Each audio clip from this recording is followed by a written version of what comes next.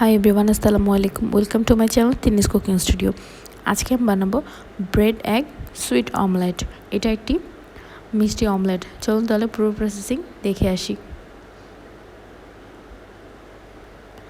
প্রথমে আমি নিয়ে নিয়েছি এখানে অল টাইমের মিল্ক ব্রেডটা, যেটাতে একটা সুন্দর মিল্কের স্মেল আসে। এটা দিয়ে আজকে আমি একটা সুইট অমলেট বানিয়ে নিব।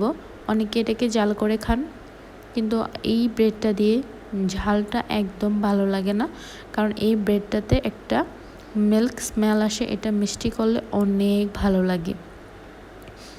আপনারা সকালের নাস্তা এবং বিকেলের স্ন্যাক্সে এটা ইউজ করতে পারেন, এবং বাচ্চাদের জন্য স্বাস্থ্যকর খাবার হিসেবে এইটা অবশ্যই আপনারা দিতে পারেন। এখানে আমি নিয়েছি কিছু রুটির পিস। এবার পিসগুলোকে একটি ছুরির সাহায্যে আমি মাঝখান থেকে কোনা করে সুন্দর করে কেটে নিচ্ছি।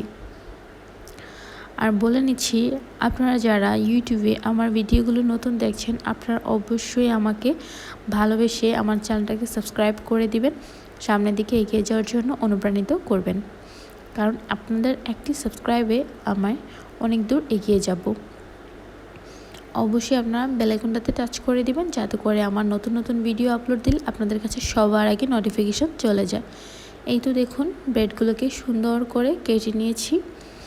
এবার এখানে আজকের সুন্দর একটা লিকুইড তৈরি করে নিব। এই তো দেখুন, এখানে একটা বাটি নিয়ে দিলাম এখানে 1 কাপ কুসুম গরম দুধ। তারপরে এখানে দিয়ে দেব একটা ডিমটাকে সুন্দর করে ফেটিয়ে নিয়ে এবার দিয়ে দিলাম দুধের সাথে।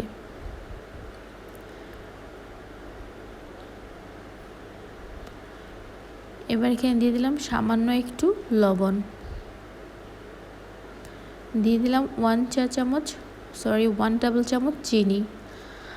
এটা আপনাদের টেস্ট অনুযায়ী আপনারা ইউজ করবেন, কম বেশি করতে পারেন। তারপর এটাকে খুব ভালোভাবে নেড়েচেড়ে মিশিয়ে নিচ্ছি, যাতে করে এখানে কোনো লম্বা দলা পেকে না থাকে, একদম সুন্দরভাবে লিকুইড হয়ে যায়। একটি ফ্রাই প্যান নিয়ে গরম করে এখানে দিয়ে দিলাম একটু রান্নার তেল। এবার সুন্দর করে ব্রেডটাকে এই লিকুইডের সাথে কোট করে নিচ্ছি। আমি একসাথে অনেকগুলোকে কোট করে নিয়ে তারপর একসাথে ফ্রাই করে নেব। দেখুন, খুব ভালোভাবে সুন্দর করে এপাশ ওপাশ করে চুবিয়ে নিচ্ছি।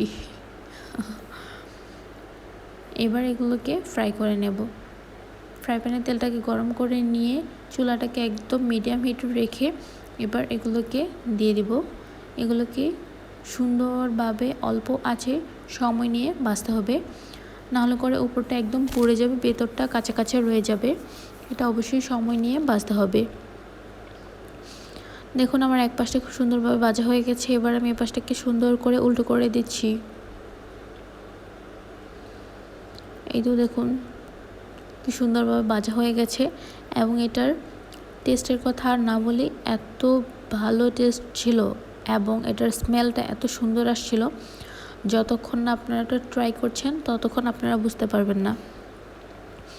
এই তো দেখুন, এখানে একটা সুন্দর ফুল দিয়ে দিয়েছি। আপনারা যারা ফুলটা চিনেন তারা অবশ্যই আমার কমেন্ট বক্সে জানিয়ে দিবেন যে এই ফুলটার নাম কি। আমার রান্নার সাথে ফুলের একটা অসম্ভব ভালো সম্পর্ক আছে। আমি ট্রাই করি সবসময় আমার খাবারে ফুল রাখার, কারণ এটা আমার খুব ভালো লাগে।